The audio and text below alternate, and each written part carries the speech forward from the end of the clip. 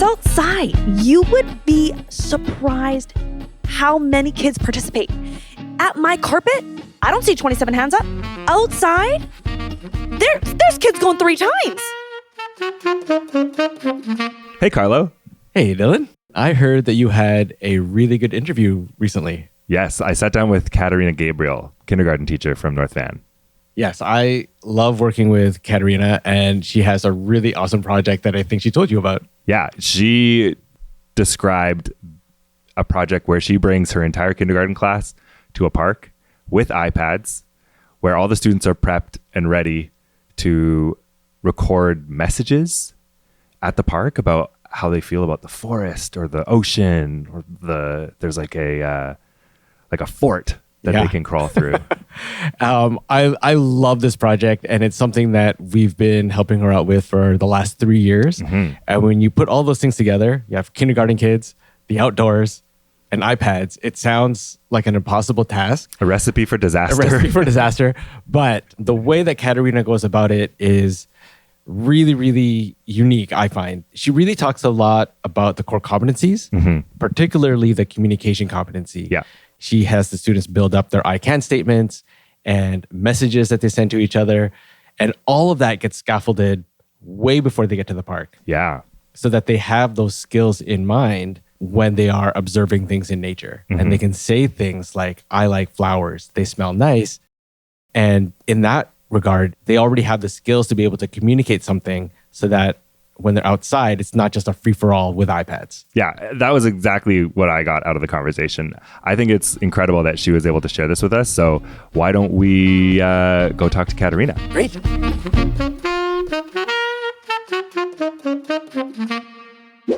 Welcome to Imagine This, a podcast about what is possible in classrooms. I am sitting in a grade 6 classroom at the end of a week on a Friday afternoon with Caterina Gabriele, a kindergarten teacher in North Vancouver. Thank you for being on the podcast with us. Oh my gosh, thank you for having me. So fun. This is the best way to spend a Friday afternoon.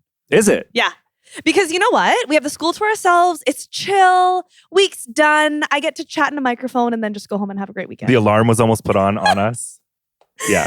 We have the whole school to ourselves right now. This is great. This is great. This is the energy that we're bringing. 100%. Friday afternoon, end of a week, after school.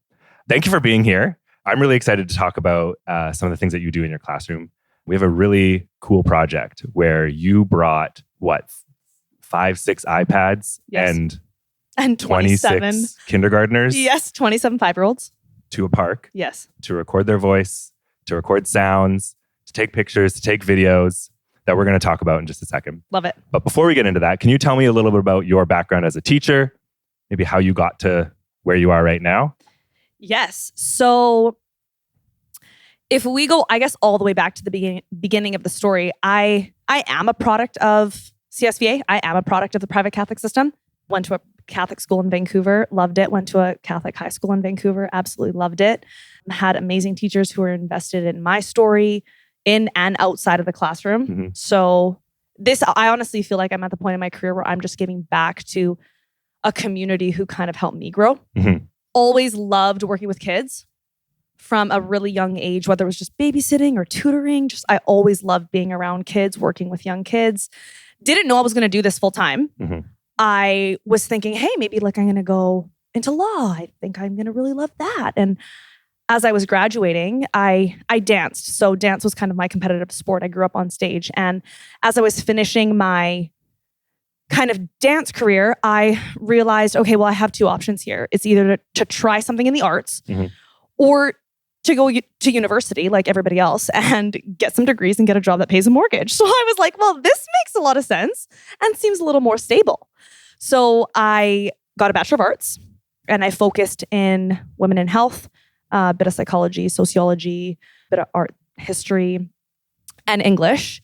And at the time, while I was getting my first degree, I was also tutoring and teaching dance, but I was working at a Catholic school in Vancouver, and I was an educational assistant. And so because at the time I was also being trained in applied behavioral analysis, which is a really great program to help designated students, they put me in a class, and I basically moved up with this class over 3 years. And Okay. so I went, So you really got to know the class. really got to know these kids, their families, their interests, their likes, their dislikes, very, very close with these families still to this day.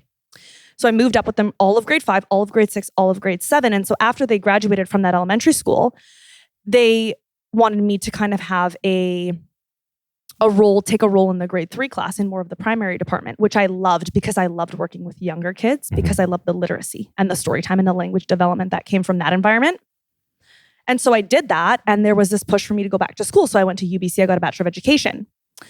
And at the time, our vice principal from that school was moving and becoming a principal at a Catholic school in North Vancouver. And she kind of brought me over. She said, listen, you're going to graduate. You're going to want a full-time classroom. I know you. You're hungry. You like this environment.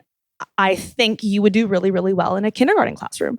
And at the time I was like, kindergarten? What are you talking about? 5-year-olds? I was like, I think they're just too young. I really love grade 3. She goes, no, trust me. So I came over to North Van with her and I interviewed at this school and I really, really loved it. And the position was really unique. And I thought to myself, okay, yeah, I can totally do this 5-year-olds. And to this day, it has been the most challenging job I have ever had. I do not see myself leaving it. Leaving kindergarten. Wow. There is something so rewarding, something so fascinating, something so challenging about trying to help the brain of a 5-year-old develop that I love so much. I love it so much that if my administrator said, Caterina, we're pulling you to grade 7, I'd be like, sorry. The answer is no. Like, I just don't see myself leaving kindergarten. I love it. I love that they are so invested and want to come to school and they find it rewarding and fun and exciting to be here. So that was kind of my journey. And then after all of a year working here, I was like, I need to know more. I got a master's of education. Went back to UBC, got my master's, stayed in kindergarten, and kind of since I've graduated have just been implementing what I've learned through my master's here in this classroom. And it's felt really right. And I've seen the kids leave my classroom and grow. And now, these kids are 12 years old. And I'm like, we did. You can see we did something, Did we make mistakes? Sure. But something good must have happened because these kids are flourishing and they are happy and they are regulated and they are using core competencies in their day-to-day learning. And I'm just like, it was worth it. Yeah. So I heard you say something about helping them develop language in there. And I want to start there because the way that you approach teaching the core competencies and having students sort of reflect on their learning, it's unique. I think maybe some of that comes from your being on stage profession as a professional dancer or a competitive dancer. And so there's a lot of performance and you get buy-in really quickly from the classroom. We try. So can you kind of take us through what it looks like when you're doing just that with a brand new class of kindergarten students, trying to get them to think about how they learn? Yeah. So I think and it's so true what you said, just having a background on stage. I think that my background of, growing up on stage has served me well because that level of performance or theatrics has really received this buy-in from 5-year-olds and really quite quickly, which is what you want, right? This school doesn't have a preschool. So I really am the first face they see and they come here, and you want that buy-in because you want them to want to come here. And so for me, when I start to do language development, we start very early on in the school year, right? They come and they start their gradual entry in kindergarten first week of September, like every other kid when they start school. But it's about like a 4 to 6 week program where it's 2.5 hours and then we build because we're building stamina. And really, really early on in my September, we start to talk about what it means to give a message. So what does it mean to use our voice to give a message? And I usually start with I can messages because it's really quick and easy for them to grasp. But before I can get into the language development, I have to have them understand where even on their body is this coming from, right? To you and I, it's so realistic. Yeah, I'm using my mouth to give a message. To them, they just hear it. Totally. They haven't associated even where on the body. So I actually draw myself on the board and I make it really like funny. Like I draw, Mrs. Gabriele, long curly brown hair. And I'm using a blue expo marker. Like they find it hilarious, right? And I'm like, eyes, eyelashes. What color are my eyes? Okay, great. And I go in like nose shape, lips. Okay. And then I draw my body, and I always draw what I'm wearing that day. So if it's like a oversized jean jacket, I'll make it look like an oversized jean jacket, and my pink little sneakers, and we have a lot of fun with it. And so there's this Mrs. Gabriele on the board. And then I get the triangles that represent the core competencies and I start to add them to the person that's on the board. And you have 27 5-year-olds who are like, why is there a T above her head? Why is there a C on her mouth? Why is there a PS by her heart? Because I actually draw a heart on my body. And so I just put them there and I just let them reflect. And I say, put your hand up. What can you tell me about this body? And I'll have, 5, 8, 12 hands go up. Why is there a T on your head? Why is there a C by your mouth? Why is there letters by your heart? And I'm like, hey, that's exactly what I wanted you to notice. Let's get into it. So we talk about T means thinking. I'm thinking a new thought. Well, where do you think your thinking comes from? I guess your head, because it's on your head. I'm like, yes. So we have a brain. It's inside of our head. Great. Here we go. What's by my mouth? A C. They have no idea what the C stands for. So we talk about communication. PS, they have no idea what it stands for. We talk about this personal social awareness and feelings. Feelings comes from our heart. Giving a message comes from our mouth, and thinking of something new comes from our brain. We literally work on that for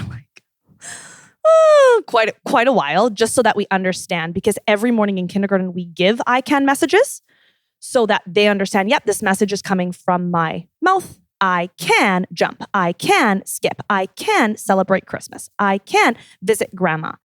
And we do that every morning because it's linked to our very special person, All About Me boards. So they practice that language every single day. But I can't. I think I've seen this in practice. So you have like one student come up in front of the group talking about things about them, and they're using these I can statements to describe what they're doing. Exactly. Yeah. Every morning. And we do that the whole year. But we spend time at the beginning of the year developing what that full message sounds like, because I'm really, really picky on 5-year-olds using complete sentences. Yeah. Really picky on that. And one thing that I'm hearing is that a lot of these messages are coming from their experiences. They're not just repeating something that they've heard, and no. You're looking for them to basically just repeat after you. No, it's a real life experience, and they draw on that, and then they're able to verbalize, which I think is even more important, because the repeat back teaching, repeat after me. I think it worked at a time. I think it only goes so deep though. 100%. Yeah. I think it's surface level. And I think kids nowadays, especially young kids, they're well traveled. They're well versed. They've seen things. Like, let's draw on your experience. I know you're 5, but you come to the table with something. Yeah. You'd be surprised at how bright these kids are and what they have to say. They have interests. Yes, they do. and we kind of hold space so that they can share that each morning. Okay, so you've developed this sort of like common language throughout the classroom, and you're using it sort of, at the beginning of every day, but I'm assuming you're using it throughout the day. And then cross-curricularly too, because, we can say something in literacy and we can give an I can statement, but then we can, get to science and we can talk about using our senses outdoors and also give an I message. Right? Or we can use it on the playground. If something has happened that we don't like, we can give an I message. I don't like it when you budge in front of me in the lineup. I don't like it when you take my turn down the slide. Right? So it's across our entire day and in different disciplines. And I have seen that when these kids are able to execute that language, they feel like they're able to advocate and they're able to be understood and clearly understood, versus if a child maybe hasn't yet mastered that, you can tell the frustration, because there's this sense of, Mrs. Gabriele, I'm trying to give my message. And so then that's when I step in. And so I'll just give a frame as to how to give the message. Do you hear that language? Like they're like, I have a message that needs to be heard, and multiple times. I'm struggling with that. I'll hear students say, I have a message. I have to give a message. And I'm like, what message would you like to give? And then you have to pause, because they're thinking, right? How am I going to give this message? Oh, I didn't like it when. Then they're able to say it. But they have just approached me and have said, I have to give a message. I have to give a message. And you can tell they're frustrated that they haven't been able to do it independently. Then once you kind of slow them down and they find those words, then they can share independently. Okay. Yeah, this is a very like I said before, I haven't seen this sort of approach in other classrooms. And so I can see how, if I was a kindergarten student in your class, it feels like a very supportive way of giving me the tools to express myself or to express any type of message that I might need to convey to somebody. And that's what I've noticed as a teacher, that it feels very regulated. And that's what I want. I want a classroom that is regulated. We use zones of regulation. We teach it here at our school. I've learned a lot from the program, from the curriculum itself. I take a lot of that and I do want it to be part of our kind of day-to-day classroom, because I think a regulated classroom is setting yourself up for success and for success of learning, any type of learning. I just feel like, when I've seen these 5-year-olds being able to give a clear message, thinking of a thought and then getting it out, that has served them well. And even the feedback from parents, like I'm going to be very honest with you, a lot of families have said, it's so interesting. My kid knows exactly what to do when they come to kindergarten every day, every morning, every routine is the same. And it's like, nothing is a surprise.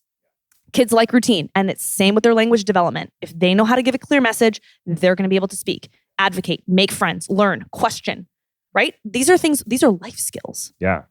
So when they have this language that they're using, I'm assuming that when you go to assess some of the other skills that they're working on, you get better evidence of it because they can express themselves better. 100%. Yeah.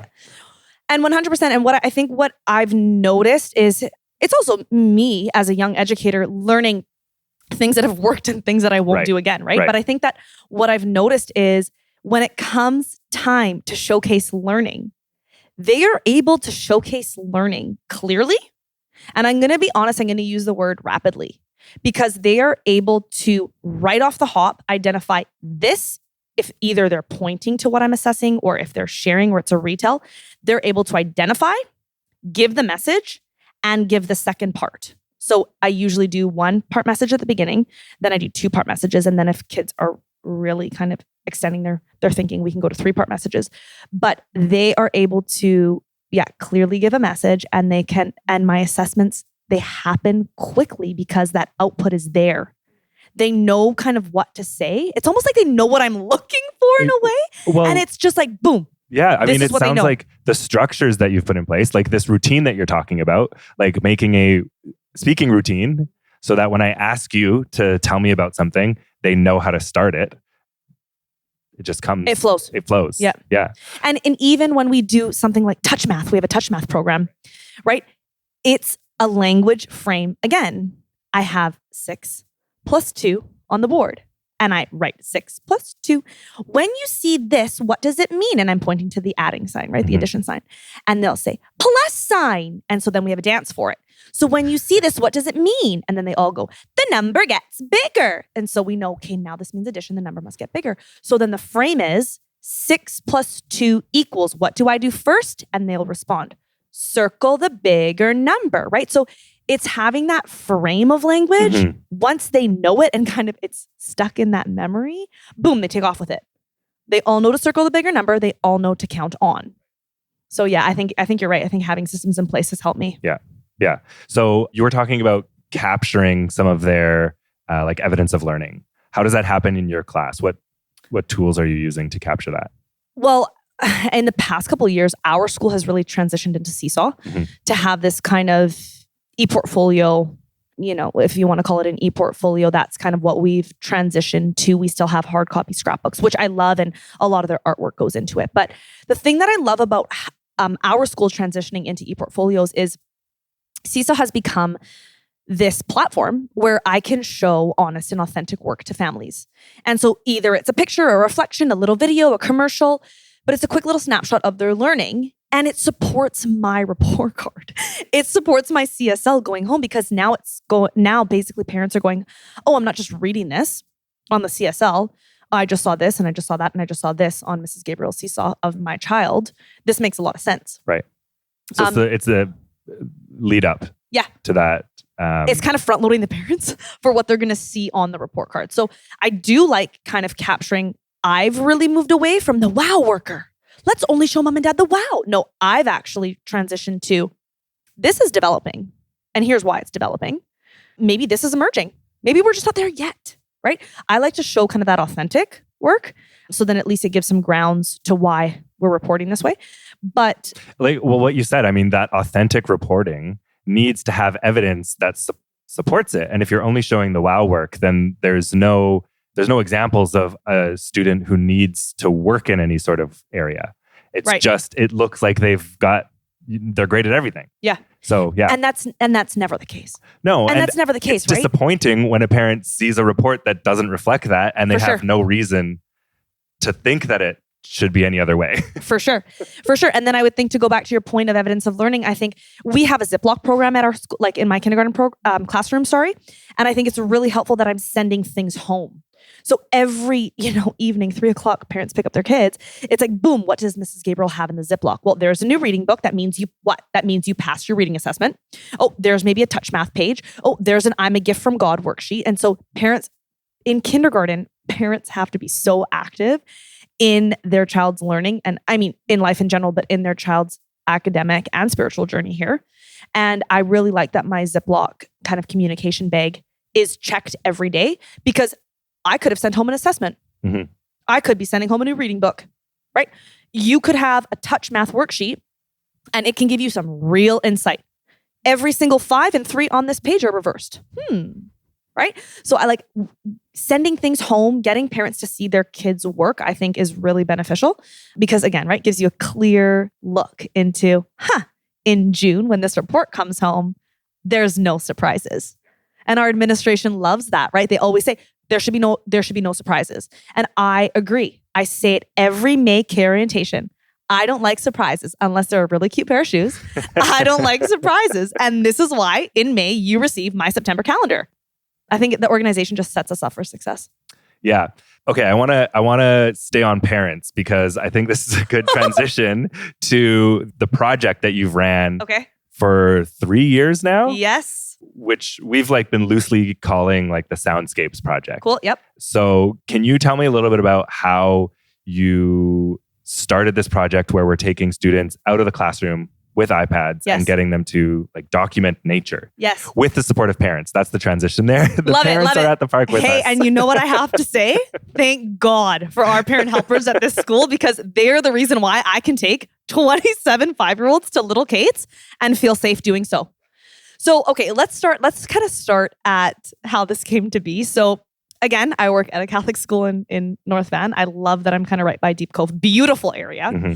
So I have this thing about learning outdoors, okay? I have this thing about using our senses in learning. And as a North Burnaby girl, I'm like, well, indoors when it rains, whatever, stay inside. I started working in North Van and I was like, no, wait. It's like a new world out here. Aren't you just given a rain jacket when you start working in North Van? Literally, yeah. And hiking boots? Yeah. So I was like, wait a second. I was like, we're in a beautiful part of town. There's got to be more. I need to start investigating kind of my surroundings. So I was doing some research and I was like, COVID kind of hit. And I was like, yikes, we really got to get outside now. And so I started doing a little bit more with my class at the time, just nature walks, science discoveries outdoors. And then our school, and then we kind of all opened back up after COVID. And I was like, I can jump off with this project. And I had it in my head where if the science curriculum is telling me that we're learning our senses, then I actually want to use my senses to learn. I'm one of these teachers that I don't want to just read it on a piece of paper. I want to experience it. I want to experience it. And I believe they want to experience it with their senses and body. So knowing that Little Kate's Park is literally a 4-minute drive from our school, I had gone at the time to our administration. I said, hey, it's a free field trip. I'm going to plan every single thing. I'm going to get parents involved, parent volunteers. I'm going to get classmate involved. I worked with Carlos several times. Mm-hmm. I had Jen come. Mm-hmm. I've been to one of them. You were there. Yeah. We had Yanni come. It's been great that the team has kind of come out. I think it's just a reoccurring event in our calendar now. We just, they're going to Kate's Park. Someone's got to go. Yeah, I love it. And so it's been really nice to have the team, you guys kind of come and support. But I basically said at the time, I said, hey, it's 4 minutes away. I'm going to take care of everything. This is a cross-curricular field trip. Because what I'm doing here is not just science. What I'm doing here is science, literacy, core competencies, social emotional regulation, outdoor. It crossed off so many of my boxes. And at the time, I was like, oh, this is great. Crosses off so many of my boxes because now reporting is just going to be that much easier. I was thinking a checkbox until I got there. And then I was like, this is not. Nothing happened as planned. Exactly. Until I got there and I was like, nope, this is way bigger than I can check off boxes.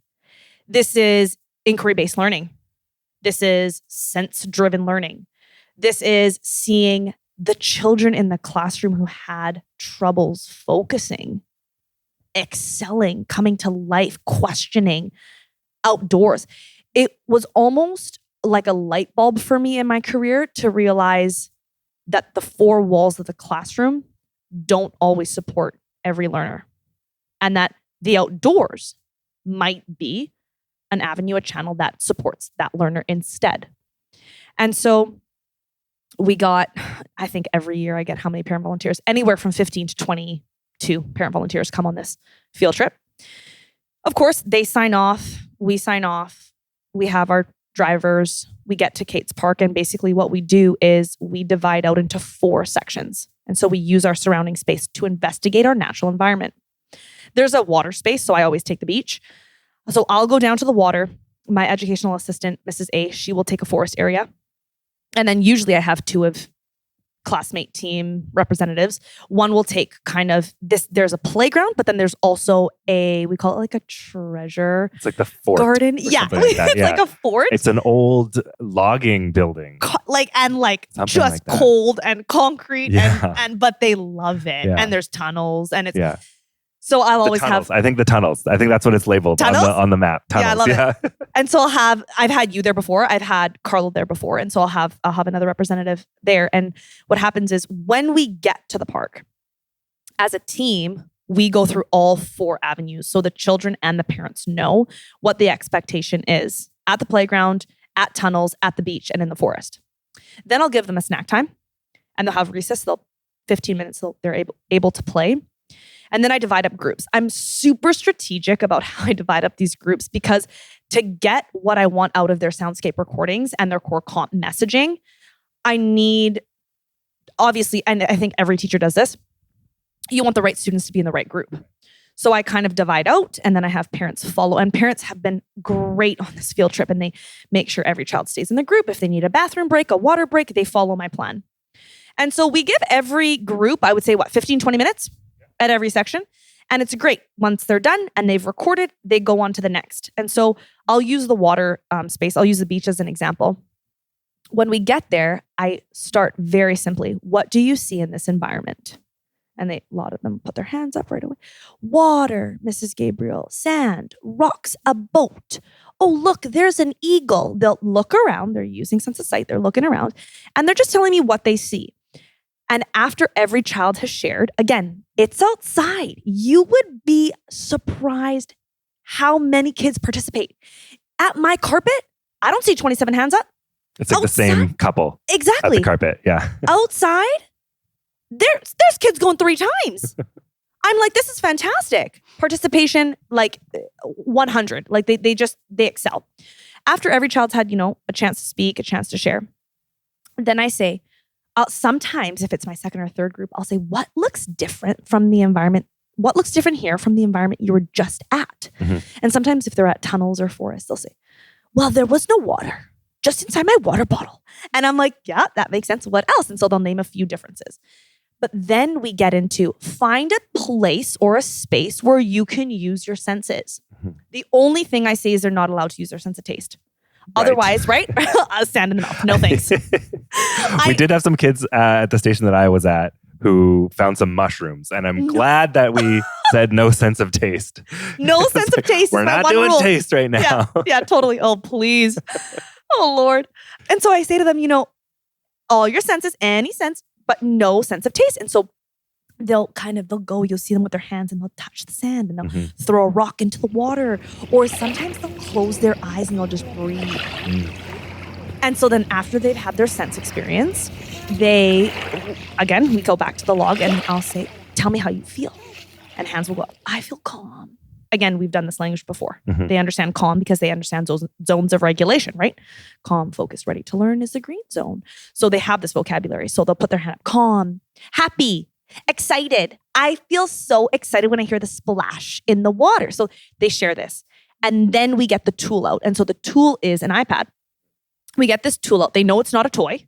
They know it's a 2-hand touch. They have to have both hands on their iPad. And they know how to record, right? We've done recordings before. So I will say, now you get to choose your favorite zone. And so depending on when in the year this project, this field trip happens, Sometimes when I've done it earlier in the school year, it's only a 1-part message. I like the water. But as their vocabulary increases, I like the water because, and they give me a word, right? I've had it before where I've done one in May where it's a whole little commercial. I'm with Mrs. Gabriel at the beach. I like the water because it makes me feel calm. Sometimes I sit by the water and breathe. That makes me feel like I'm in the green zone. And I love it because I'm like, could you imagine if I got 3 or 4 of these done a year to see that transition to 1 to 2 to 3-part messages? I like the water because it's fun to throw rocks. I like the sand because it's fun to play in. I like the sand because it's fun to dig in. You've done it multiple times. I have. I've only gotten to 3. Yeah. I've only been able to get to 3. I think it was last year. 3, which was great because I was able to see kind of that first term, second term, third term progression. It's great for, I think, 2 reasons. You see the progression, but the park's different. And that's why we talk about seasons. There's leaves on the trees. The grass is not muddy. It's totally different. I think I've seen or I've heard recordings of like when it's raining.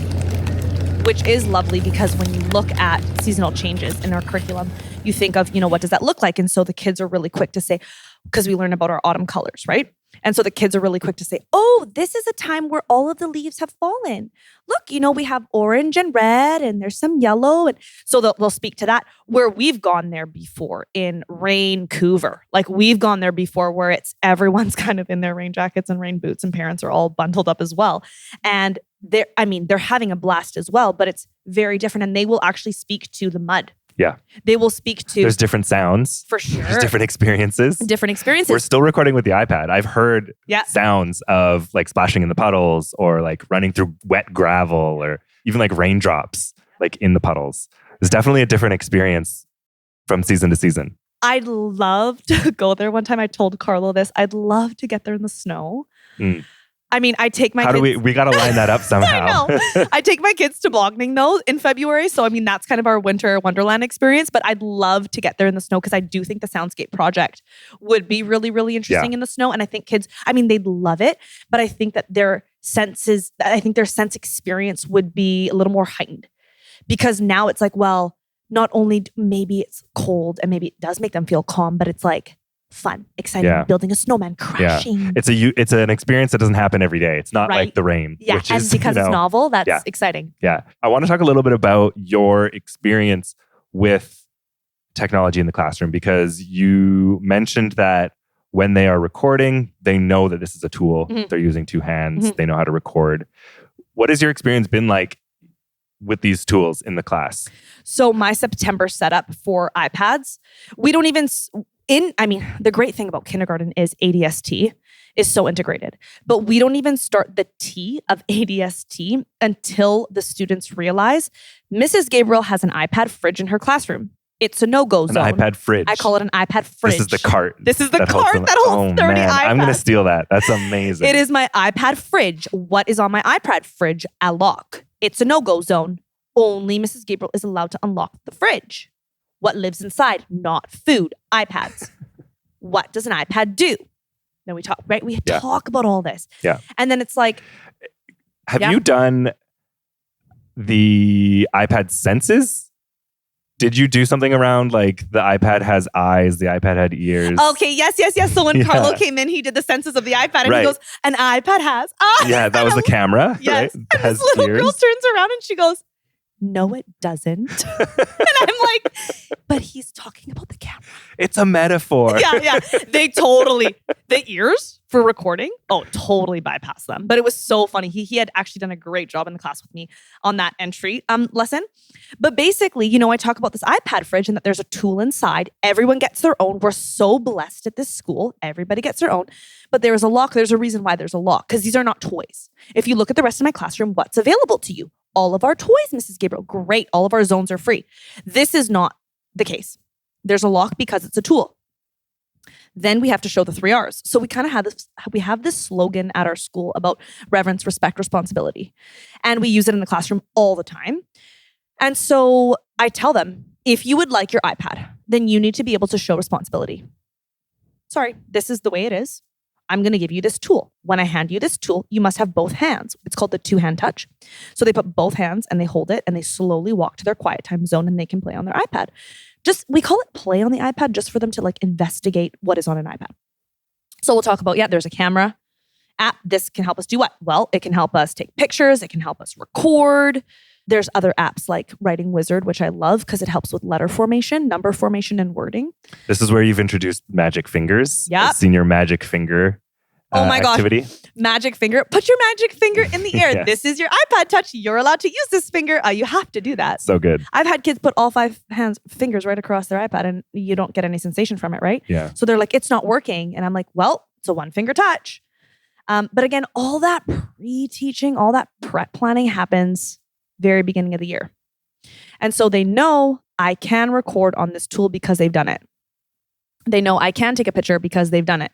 They've also seen themselves because of Seesaw. Mm-hmm. So if I do a core competency review, I'm filming them.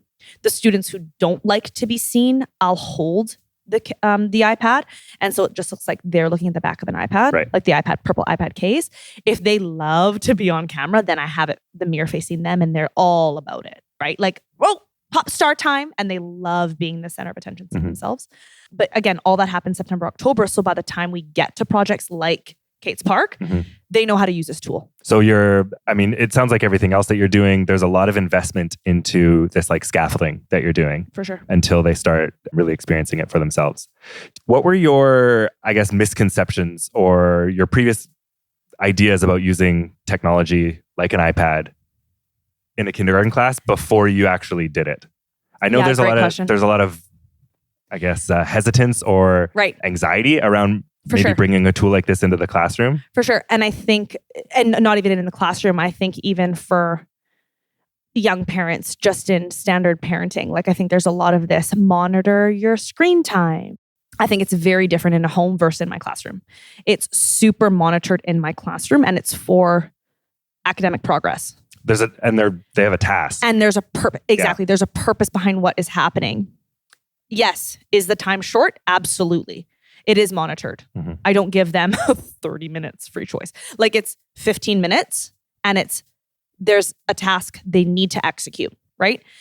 And again, for curricular purposes.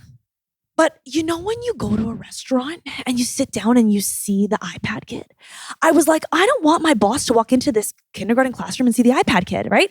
So that's kind of where I was like, okay, hold on. I really need to think this through before I hand this tool to somebody. And then I was like, I think I know how I can try this. I was like, I'm just going to dive in. I'm going to set my September up as to this is a tool. This is how we use it. To if you can show me you're using the 3 R's, then you can use it in this way. We're about to go on a community discovery walk. In our school community, we're going to investigate the library. Your task is one picture of a book, right? And then they're executing that one task. And so I think for me, it was just like a dive in to get over that hump of like, oh, this kind of feels weird. Like when I went to school, it was used like this. I don't want it to be used like that.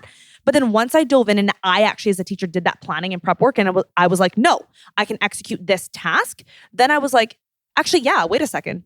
And then I did something else.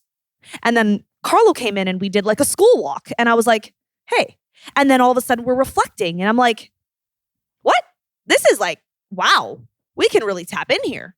I think you hit on something that I didn't actually realize until right now, which is when you use them as a tool, you're specifying the use of the iPad. So in your example of walking to the library, you're specifying it as a camera. Mm-hmm. When they're at Kate's Park, you're specifying it as like a audio recorder and a video recorder. I think we tend to look at these devices that we use these days as a singular tool. It's like the iPad, right? When really what we've done is we've taken 100 tools that we used to have and we've put it in one device. Yes. And I think we would be doing everyone a disservice especially your students, a disservice if we said, hey, it's now time for you to use the 100 tool. Yeah. Do whatever you want with this 100 tool. Right. Instead of specifying and saying, hey, you're going to use this to take a picture. Yeah. You're going to use this to record audio. Right. And I feel like that is maybe the trap that we all fall into when we're describing these in educational settings where we don't specify and it just becomes the 100. Yeah. Do whatever you want. You know what I love about that though, Dylan, is like I've never heard somebody say it like that. Like, this is the 100th tool. Go ahead and use this the 100th time. But it is. Because if you think of the iPad, overwhelming and it's endless. Yeah. And it's frustrating and empty if you don't know what you're doing. Right. Yeah. But like, think about how much we've put on that one piece we've of technology. Just condensed all the tools into one tool. Exactly. And all to say, if you are able to properly manipulate that one tool, you can do a lot. Of good and bad things. Of good and bad. I mean, we as a kindergarten teacher, I would hope it's good. But of course, you could do a lot of good and bad. But that comes with a lot of power, hey? A lot of power. Yeah, so I think it all sort of just solidified for me right there of the iPad is not a singular thing, but when we describe it as a singular thing, it can be really powerful.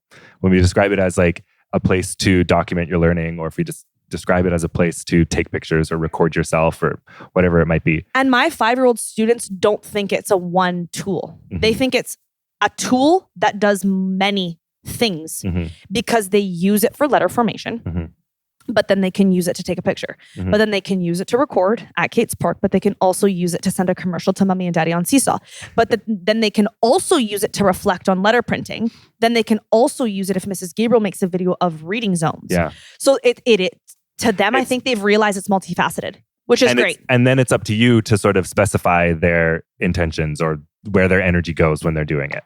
If you were to introduce this project to another kindergarten teacher and you said, hey, this is something that you should do in your classroom. You have iPads, you have access to a park. What's the advice you're giving them after doing this a handful of times now? I think now that I have a couple years behind me in doing it, the way that I've done it, I would say, I mean, first of all, I would say just dive in and try it. If you have parent helpers that can get the kids safely to a park, it's close to your school, you have some iPads, you have some bodies who can lead these zones, just try it. I'd start there. But I think if I was speaking to another teacher who, has done this for a handful of years, I'd say, by now, planning is the most important thing. Preparation is the most important thing. And I would say, take the time before you go to the park to ensure that your students have this baseline language. Hopefully they can give an I can message. Maybe they can give an I like message. And if it's your first time, just do a 1-part message. I like the water. I like looking at the rocks. I like the feeling of the mud. If they have some language development and you think you can kind of expand their thinking, great, get to 2-part messages. Add in the feelings, right? Add in your next core competency. I love the crunch of the leaves. It makes me feel excited, right? Whatever it may be. But I would say take some time in your classroom before you go to the park, just working on language development. Plan what the frame of the sentence will be and get them to practice. With you one-on-one, maybe with your aide, maybe in small groups, then get them using an iPad in their school, maybe in their classroom or in their school community before you go to the park. I like the library. I can pick a book.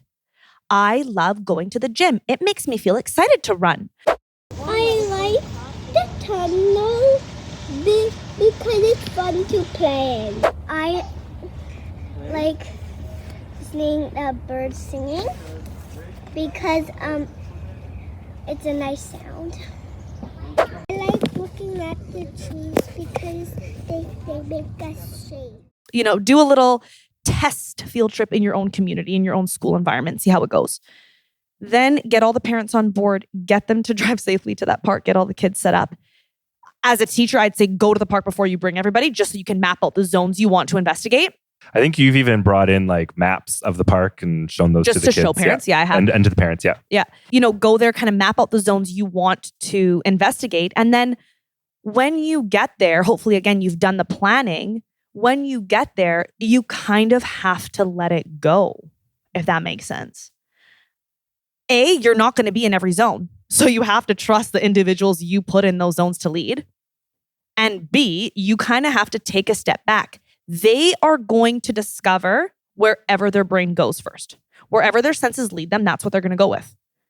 Doesn't mean there's a right or wrong answer. Let them explore. So I would say Once you get there and you've done the planning, everybody knows the safety message. Everyone knows where to stay and what they're allowed to explore and how to use the iPad. That's when you take a deep breath as a teacher and just say, okay, here we go. I'm taking a deep breath. I'm letting it go. Whatever happens, happens.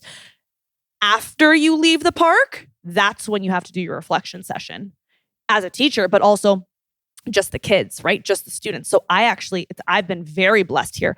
I've had some of your team stay.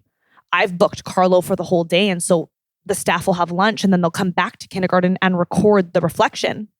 And that's kind of the I like messages. They have to reflect on what they liked from the experience. And that goes directly on Seesaw. Boom, families get it by 3:00 that day. Let's just clarify this a little bit. And thank you for bringing up the reflection, because I think it's important. The videos that they've recorded at the park, or the audio that they've recorded at the park, they then come back into the classroom and they reflect get on to it. watch it or listen to it. Yeah, if they want to listen, if they want to watch, like they can. Typically when we get back, they're eating lunch. So I don't leave all the iPads out. I will use it sometimes for my assessment, but what they do is they get to do, it's called they get to have lunch and then they get to do a quiet time, carpet time, which is basically thinking of your favorite part. And so they get to reflect. If a child is like, Mrs. Gabriel, I don't remember my favorite part. I've had that actually last year. I pulled out the iPad and I scrolled all the way back. I said, okay, I have your soundscape from this zone and this zone and this zone. Which one would you like me to play? And then they were able to choose. But usually it's so fresh in their head that during their quiet time and during their reflection before they record, they're like, oh yeah, the forest was my favorite zone. I liked it because, oh yeah, the beach was my favorite. So then when they're called, whether it's Jen, you, Carlo, whoever it may be, when they go outside to do their recording, it's like my self-reflection. It's happening the same day. And I think for a 5-year-old's brain, that works better because there's no recall the next day. So it's happening right away, but it's also fresh and they still have that sense of joy and bliss because they just came from the outdoors. So you get a really kind of honest response, which is great. And it's usually the reflection is usually based off of 2 things, their favorite and how they felt, which is great because then we tap into that feelings, right? Core competency, which yeah, I love. This has been enlightening for me. I love hearing you kind of bring us through this whole journey, because as I'm listening to you talk, a lot of your practice shows up in sort of every part of this project. It starts with the preparation for language. It starts with preparation for using an iPad. It starts for preparing students and parents right. to go to the park. Totally. There's so much preparation so that when you ask your students to share, they have the language, they have the experience, they have the ideas top of mind to actually do that sharing. So you're kind of giving them all these steps to get to the top level and sort of share what's in their head or what's in their heart or what they felt, right? And I think if you don't do the planning and then you just go to the park, you're not going to have the same experience. And you're also, as an educator, not going to have the same outcome. So I'd put in the planning all day, every day before I do something like this. And I think, honestly, Dylan, the great thing is that they don't stay in kindergarten forever. Do you know what I mean? The great thing of this is, yeah, we did 10 months. We were a family. We laughed together. We cried together. We experienced. We used our senses in our natural environment, right? We learned to read. But guess what happens after kindergarten graduation? You go on summer vacation, right? And then you're in grade 1. But the beautiful thing is, I still get to see it from across the hall, right? Which I love. It's oh yeah, so-and-so is still giving iMessages, right? A grade 5 student. Oh my goodness. I think you said this in jest before we started recording that kindergarten sets up yes, your whole experience in school. I was joking before we started. I go, everything you needed to know you learned in kindergarten. I mean, yeah. I feel like the amount of prep that you put into these projects, I don't know how you could think anything else, because you put your heart and soul into all of this stuff. Yeah. Well, it's fun. It's fun. And again, I think the performance side of it too makes it fun and the kids buy in. But yeah, they leave kindergarten. Honestly, they do. And just to see the core competencies still be alive in every classroom as they grow up, and everyone here, everyone at my work does such an amazing job in their own way of doing it that I'm like, oh, that's so cool. I learned something from even different classrooms and I'm like, hey, I could bring that down to a 5-year-old level. No problem. But it's cool because they leave my classroom one day, but then I still kind of see that seed that we planted, hey, it's growing. Hey, it's sprouting. Hey, that's such a beautiful flower by the end of it. And I'm like, okay. Pat yourself on the back. It was worth it. It was all worth it. It was all worth it. This has been so fun, Dylan. Thank you so much for having me on. I'm sure this isn't going to be the last time we talk about projects. Doesn't have to be. Thank you very much for sharing all of your experiences and the preparation that you put into all of your lessons. And my pleasure. Yeah, this has been great. Thanks, Dylan. Imagine This is a podcast about what's possible in classrooms. You can find more about Caterina's soundscape projects in our Classroom Chronicles. Check our show notes for 4 different versions of this project, as well as an overview of how Caterina scaffolds her language and core competency development in kindergarten. Did this conversation make you want to try something new in your classroom? Why not let us know on our Instagram @classmate.team. Do you know a kindergarten teacher that needs to hear this? You should send them this episode. You can find Imagine This on Apple Podcasts, Spotify, or your favorite podcatcher. See you next time.